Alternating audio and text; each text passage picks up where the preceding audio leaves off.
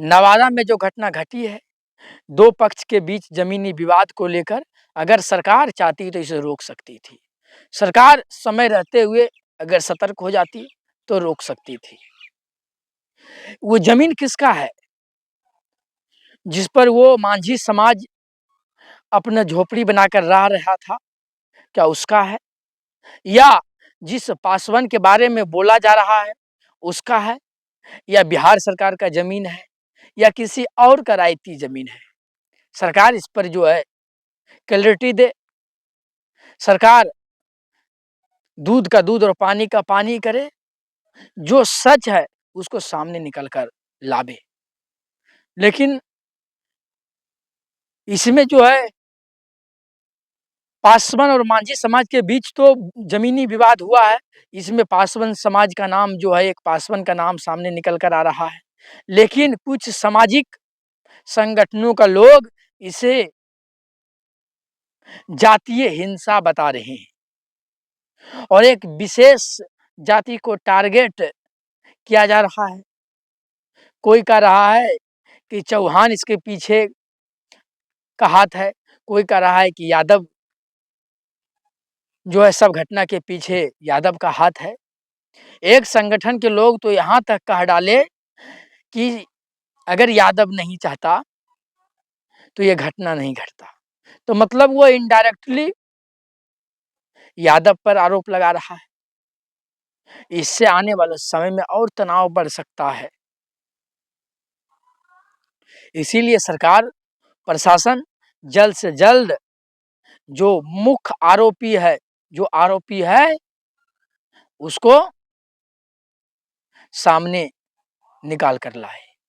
ऐसे आने वाला समय में नवादा में और जिस तरह से वहाँ के तमाम अलग अलग संगठन के लोग जा रहे हैं और बेतुका बयान दे रहे हैं,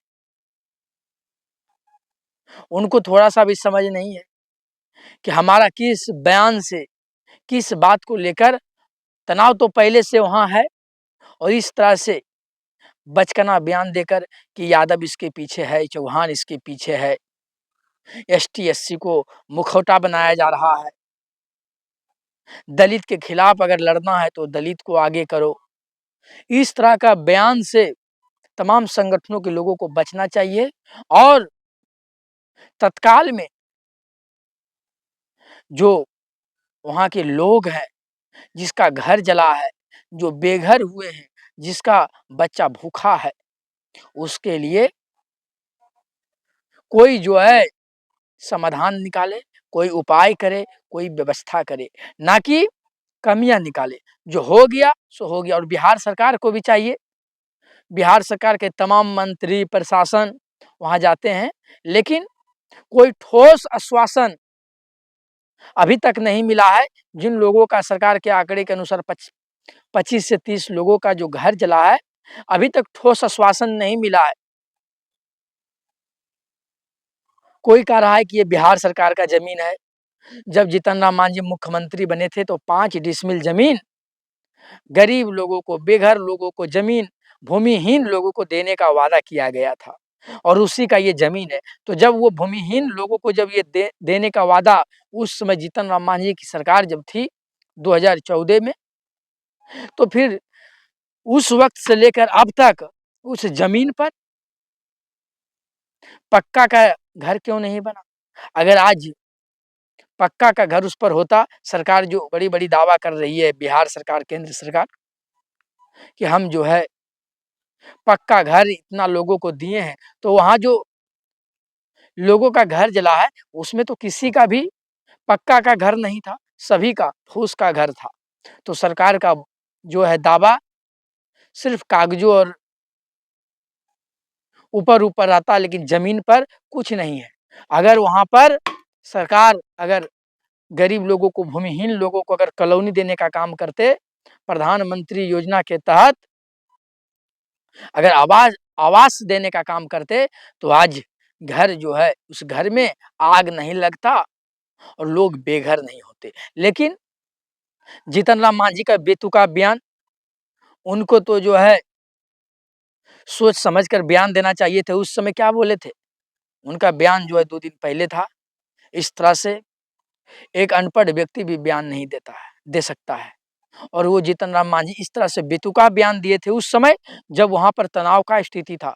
उन्होंने कहा था कि वहाँ पर आधा से ज़्यादा यानी 50% से अधिक यादवों पर एफआईआर किया गया है। तो उनको कौन समझावे कि एफआईआर करना और जो सच्चा आरोपी है, जो सही आरोपी है, जो मुख्य आरोपी है, दोनों में अंतर होता है। या वो जानबूझ कर, ऐसा बात नहीं है कि वो जानते नहीं है, वो राजनीति कर रहे हैं। उनको ये चीज़ का चिंता नहीं है कि उनका समाज के लोग जो है बेघर हो गए, उनको ये चिंता नहीं है। उनको ये चिंता नहीं है कि गरीब लोग छोटे-छोटे बच्चे जिसका उम्र 3 साल है, 4 साल है, 5 साल है, वो 2 दिन से भूखा है। लेकिन जीतन राम मांझी राजनीति कर रहे हैं। उनका बेटा मंत्री है, वो खुद केंद्र में मंत्री हैं। उन्होंने गरीब लोगों के लिए क्या किया है? बेघर लोगों के लिए क्या किया है? अरे इतना तो छोड़िए, अपने समाज के लिए कुछ नहीं किए हैं। लेकिन जब करने की बारी आती है तो वो जो है राजनीति का रोटी सेकने के लिए बेतुका बयान दे देते हैं, जिससे तनाव जो है और गंभीर हो जाता है, तनाव और जो है बढ़ जाता है। इस तरह से बयान देने से बचना चाहिए। जिम्मेदार नेताओं को, जिम्मेदार संगठन के लोगों को और प्रशासन को भी। प्रशासन को चाहिए कि जल्द से जल्द जो मुख्य आरोपी है उसको बाहर निकाले और सबके सामने उसके चेहरा को उजागर करे। बाकी आप इस पर क्या सोचते हैं? आप हमारे कमेंट बक्स में लिखकर अपनी राय दीजिए।